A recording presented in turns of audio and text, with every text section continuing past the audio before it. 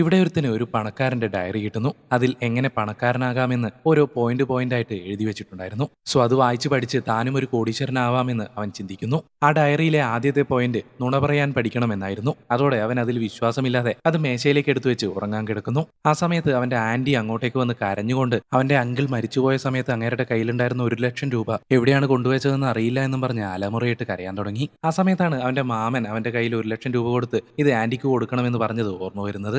So അത് എടുത്തിട്ട് വരാമെന്നും പറഞ്ഞ് അവൻ ഉള്ളിലേക്ക് പോകുന്നു. പക്ഷെ ആ പൈസ എടുക്കാൻ നോക്കിയപ്പോഴാണ് ആ ഡയറിയിൽ ഉണ്ടായിരുന്ന ആദ്യ വേർഡ് അവൻ വീണ്ടും ശ്രദ്ധിക്കുന്നത്. സോ മാമൻ ആകെ 500 രൂപ മാത്രമേ തന്നുള്ളൂ എന്നും പറഞ്ഞ് ബാക്കിയുള്ള 99,500 രൂപയും അവൻ അടിച്ചു മാറ്റി. സോ ആന്റിയും അവൻ പറയുന്നത് സത്യമാണെന്ന് വിചാരിച്ച് അവിടെ നിന്നും പോകുന്നു. അതോടെ അവൻ ആ ഡയറിയിലെ കാര്യങ്ങളൊക്കെ ചെറുതായിട്ട് വിശ്വസിക്കാൻ തുടങ്ങി. അങ്ങനെ അവൻ അടുത്ത പോയിന്റ് വായിക്കുന്നു. അതിൽ ആരെയെങ്കിലും മുഖസ്തുതി പറഞ്ഞ് വീഴ്ത്തണമെന്നായിരുന്നു എഴുതിയിരുന്നത്.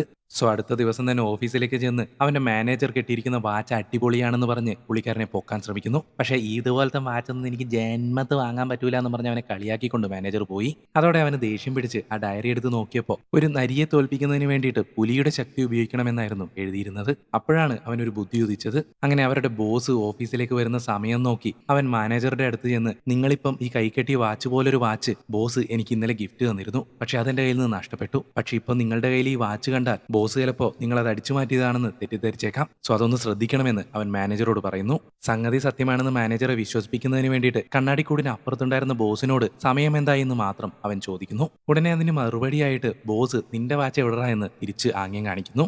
സോ കണ്ണാടിക്കൂടിന് ഇപ്പുറം നിൽക്കുകയായിരുന്ന ആ മണ്ടൻ മാനേജർ അത് വിശ്വസിച്ച് സ്വന്തം വാച്ച് ബോസ് കാണുന്നതിന് മുമ്പ് മറ്റവന് ഗിഫ്റ്റായിട്ട് കൊടുക്കുന്നു.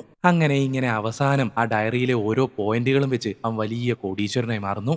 ഇതുപോലൊരു ഡയറി ഒന്നും നമുക്ക് കിട്ടുന്നില്ലല്ലോ ഈശ്വര. ഡയറി പോയിട്ട് ഒരു ലോട്ടറി പോലും അടിക്കുന്നില്ല. ചങ്ങായിമാരെ, നിങ്ങൾക്കും കോടീശ്വരനാകാൻ ആഗ്രഹമില്ലേ? തീർച്ചയായും ഉണ്ടാവും. അപ്പോൾ നിങ്ങളുടെ ഏറ്റവും വലിയ ആഗ്രഹം എന്താണെന്ന് താഴെ കമന്റ് ചെയ്യുക.